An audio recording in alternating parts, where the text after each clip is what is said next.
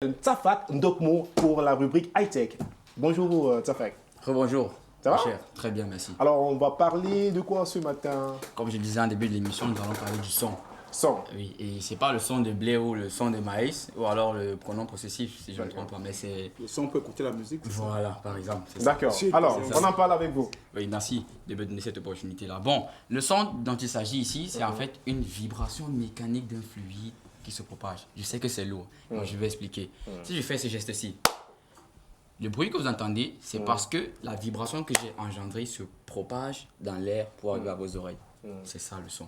Et ce qui capte le son dans le corps humain, c'est-à-dire le sens qui s'occupe de ça, c'est l'ouïe. C'est l'ouïe. Voilà. Maintenant, la science qui étudie le son s'appelle l'acoustique. L'acoustique. L'acoustique, c'est très important à savoir.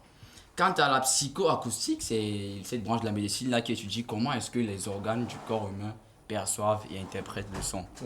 C'est aussi très bien à connaître. Et la source qui produit le son s'appelle les sources sonores. Ça peut être la voix, ça peut aussi être les haut-parleurs, comme on dit souvent les baffles. Alors si on devrait définir le son, on dirait quoi? Que c'est une vibration qui se propage dans l'air? Voilà. Bon, pas que dans l'air, il y a plusieurs milieux de propagation du son, sauf dans le vide, bien sûr. Donc c'est ça, c'est une très belle définition du son. Ça veut dire que... Ah, on apprend vite avec vous. Voilà, c'est très bien, merci, je suis heureux de ça. Bon, il faut aussi savoir que il y a plusieurs types de personnes qui captent le son, plusieurs types d'êtres vivants. Et les êtres humains sont les derniers, si je peux dire ainsi, parmi les derniers, parce qu'on capte d'une largeur de fréquence de 10 Hz à pratiquement 15 kHz. Et c'est une fréquence. La fréquence désigne ici si le son est grave ou aigu. D'accord. Quand la fréquence est faible, le son est grave. Quand la fréquence est élevée, le son est aigu. Et le max que l'être humain peut écouter, c'est environ 15 kHz. Voilà. Maintenant, les chiens et les chats entendent jusqu'à 65. Tandis que les dauphins et les chauves-souris, ça va à 500 kHz environ. Voilà. Une très bonne chose aussi à savoir, c'est la différence qu'il y a entre le son et la lumière. La lumière, c'est une onde qui se propage grâce à des particules qu'on appelle le photon. Et Le photon. Oui, le photon.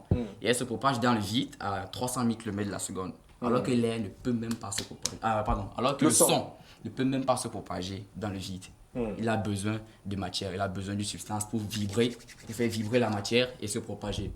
Donc voilà à peu près ce qu'il faut connaître sur le son comme élément de base.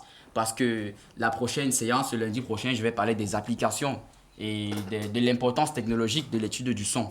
Comme par exemple le mur du son ou les avions hypersoniques. D'accord. Merci. Alors, merci Mr. Tsafak Ndokmo. Vous comprenez? Les applaudissements. Ça, c'est un son. Exact. Ça, c'est un son, n'est-ce pas? C'est un son. Et non, Voici c'est l'acoustique. C'est l'acoustique donc.